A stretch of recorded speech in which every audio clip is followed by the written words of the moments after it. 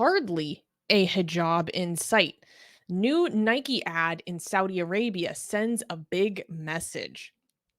Nike's breaking campaign, titled What If You Can, has made waves in Saudi Arabia, marking the first ever ad film targeting Saudi women and sparking debate about women's roles in the changing kingdom. Directed by Haifaa Al-Mansour, Saudi Arabia's pioneering female filmmaker, the ad showcases a young Saudi girl imagining herself participating in various sports, notably featuring many women without any form of hijab. Al Mansour expressed her hope for the campaign's impact, stating, I hope the film will encourage young women to push their boundaries and always look for new opportunities. The ad has garnered mixed reactions, with some praising it as a sign of progress in Saudi society, while others criticize it as an attempt to impose Western values. Despite ongoing barriers to women's sports participation in Saudi Arabia, the campaign aims to inspire girls to explore their physical potential and build confidence through movement, reflecting the complex interplay between tradition and modernization in the kingdom. So, this ad campaign was actually released, I think, about 2 months ago, but it recently went viral on Twitter, which is where I found out about it. And then I was observing all the reactions to it. And so I thought it'd be very fun and interesting to cover. Um, this is very interesting. I know, Armin, think I can't remember if I showed you the full video of the campaign. Um, but my only concern is there is music in the video. So I'm not sure if you want to play the audio or not. I'm gonna try to remove the music and play it. So give me some time because I know how to use AI. I wish I did this before the show, but I don't know. Maybe it's not copyright. Should I risk it? Okay, let me just show it without the audio for now, Mhm. Okay. and then What's so you funny could. though, oh, are you ready? No, no, go. No, you could talk while I play this. I'm gonna try to use AI to remove the music and have the audio while you speak. Okay, so I'm gonna play this. You can speak. Okay. Go on. So in this ad, we see it open. We see a girl in her school, and a girl kicks a ball towards her, and they're like, "Come on, come play with us." And she pushes away. She's like, "No, I can't do it." But again, just notice the visuals here. Okay. And then she's like, "Wait, what if I played volleyball?" And then she goes back to her day.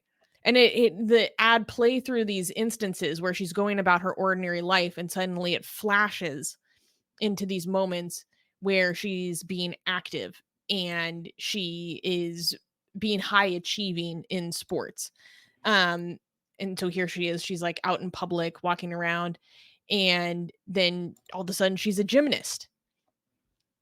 And then there's another instance that's very cool and good flip. This is just so cute. And now she's a skateboarder. And then she falls and now she's a swimmer. And so it continues to go through all these instances of this girl like kind of imagining and believing in her physical potential and being very active. I can't even say inspirational. And then it just goes, let's go straight skydiving. And running and gymnasts and basketball, skydiving again. And then it snaps back into the present where the girl originally invites her to come play with her.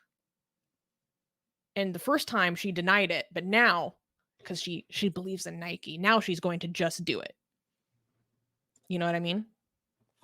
Was there really not a single hijab even in the background? No, there are. There's There not a. are. Oh, okay. There was some hijab. Yeah. Okay, this is insane though. So what is it? What has been the reaction? So what's so interesting is that if you see a hijab in this video, it's either the main character wearing a very loose hijab in public that basically still shows all of her hair, or it's one or two girls in the background who are wearing hijab but still participating actively in the sports.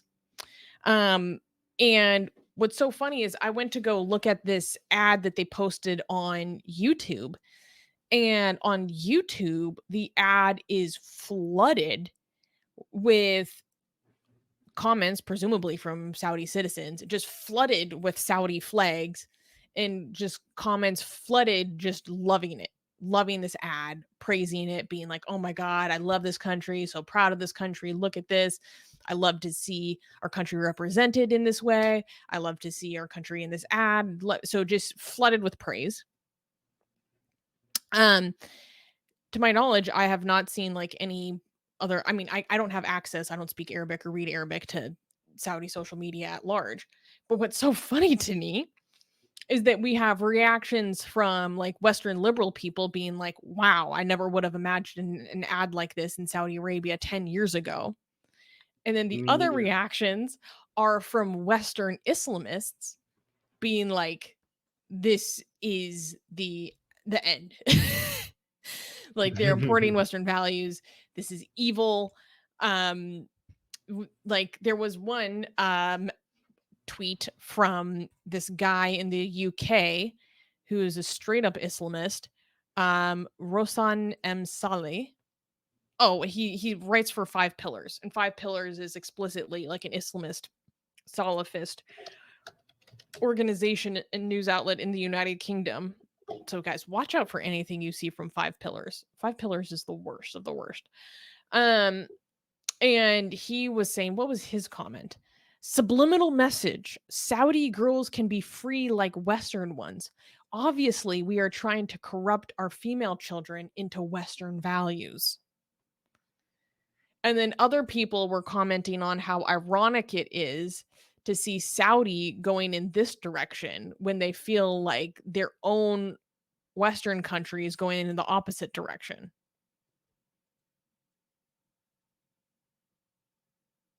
Susie, do you know what the real problem with the Nike ad is?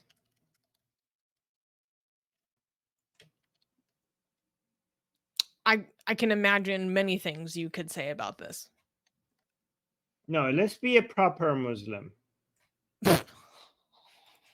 Okay? Let's be a Okay, okay, proper okay. Muslim because all of these Muslims are getting it wrong. Okay? Mm.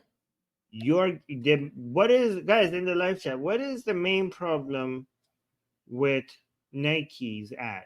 Because a lot of Muslims are like, oh, Nike is trying to change our way of life with these un-Islamic ways, with these women showing their hair and not wearing hijab, changing our lifestyle. Is the change of lifestyle the issue with Nike?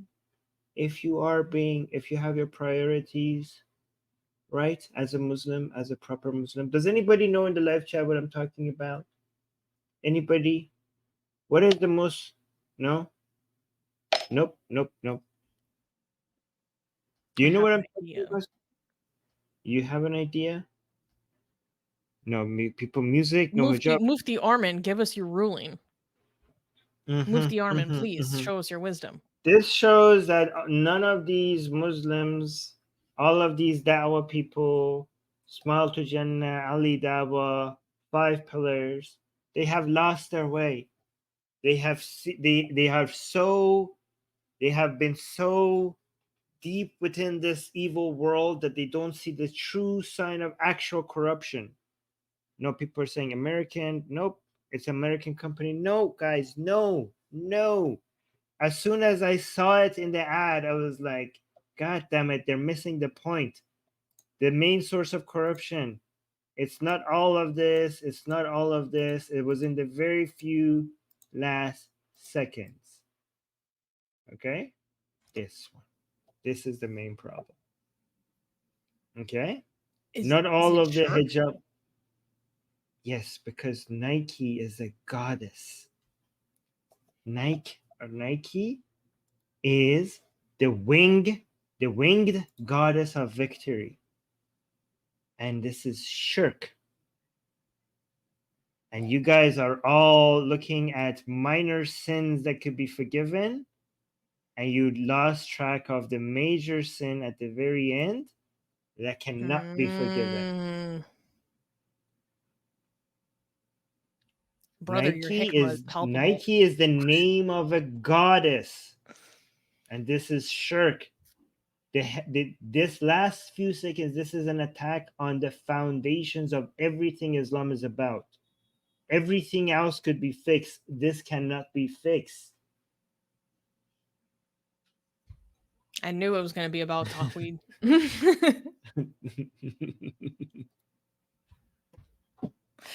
Yeah.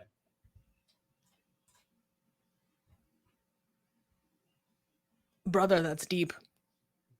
You're losing track of what's important. Yeah, and The whole that's point of Islam is to bring you're bringing Tawheed. it back to a good point because a lot of people when Nike was putting out sports hijabs, they were freaking out about the fact that the Nike logo was on the hijab. Yes. And that was part of the issue. Mm. You know, the gravest of sins aside. People are congratulating what are your Umar Islam. reactions to this, Armin? I mean, it's expected, obviously. So reactions. So Saudi Arabia, in this attempt to fast track, to speed run through this whole reforming of society, is either going to work or going to fucking destroy the country. It's there's no middle ground, right? So this, okay, let me actually tell you what I think about this. There was another man, a better man, who tried to speed run through modernization in an Islamic country. Okay? A great man called Muhammad Reza Pahlavi or Muhammad Reza Shah. And some people think like that the intentions were great and it was working most of the time. Some people, not me, argue that maybe he was going at it a bit too fast, the whole process of modernization. This happened 45 years ago in Iran. And society, some people argue, was not ready for this level of modernization. And it was working, it was working, it was working until it snapped and it caused an Islamic revolution, right? So, again, I'm not saying if this theory is correct, but the greatest threat to Saudi Arabia comes from within because all those Islamic hardliners, they haven't gone away. They're still in Saudi Arabia. We haven't heard of them recently as much as before because they cannot speak, because they will disappear in the night if they come and complain about all of this modernization. But they are still there. And they are a force. Right now, they are a force that is silent because they have been silenced, but they are there. And this could explode, and we could have an Islamic revolution in Saudi Arabia, especially if the Saudi government is fails at diversifying its economy fast enough, right?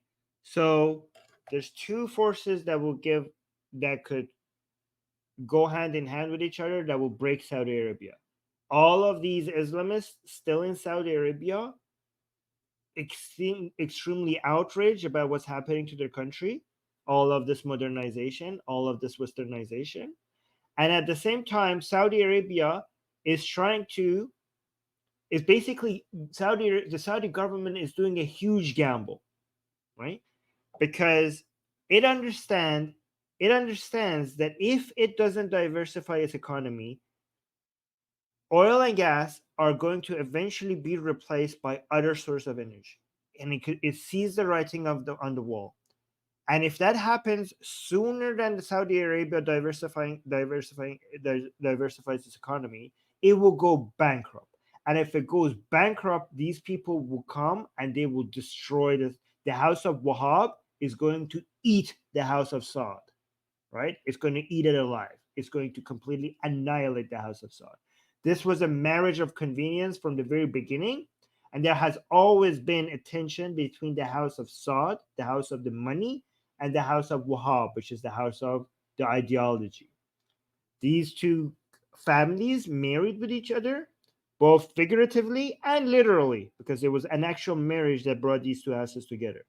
And the House of Saud always wanted a divorce from the House of Wahhab. It tried it in before 1979, but the Islamic Revolution in Iran stopped that. So they were recommitted to their marriage after that. And then recently, now, because of the Saudis realizing that the price of oil will at some point drop like a rock, they were like, we need investments, we need tourism, we need international relationships, and we cannot do these with these goddamn Wahhabis. So they're attempting the divorce again, and this what you're seeing right now is an attempt at that divorce. But this is a huge gamble, because if you end up not getting the diversification of the economy that you need, you're going to go bankrupt, and now the House of Wahhab is going to want revenge, and you do not have the enough resources to stand against them. So you need to make sure that this works, because the the Islamic Republic is watching, the Muslim Brotherhood is watching, and the Wahhabis are watching. These are the three. You have three. The House of Saud has three Islamic enemies.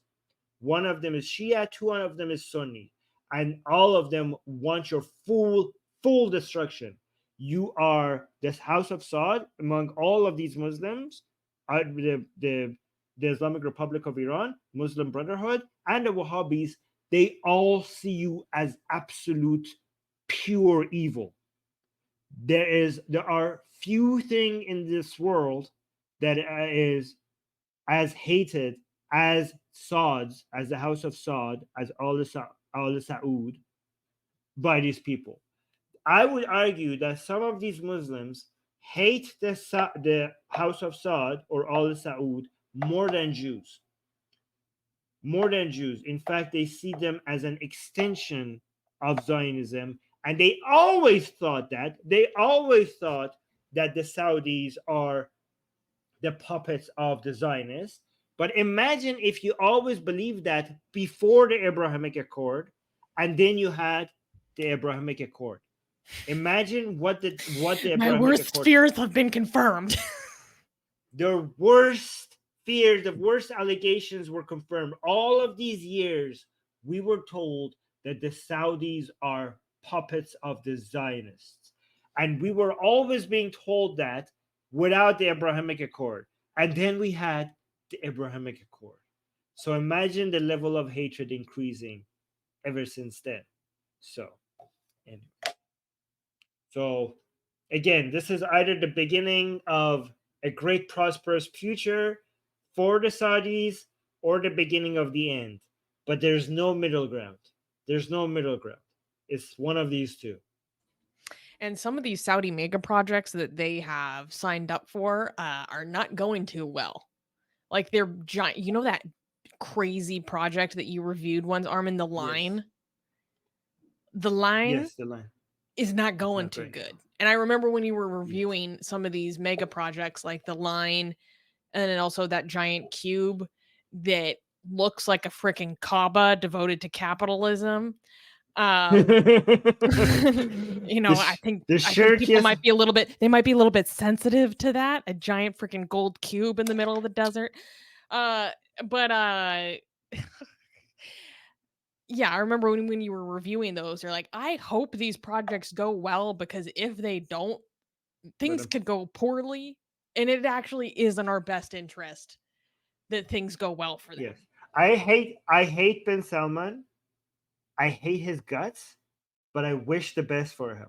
Okay? I mean, I'm skeptical of his projects working because the Saudis don't have a good track record of big projects, making big projects work out, right?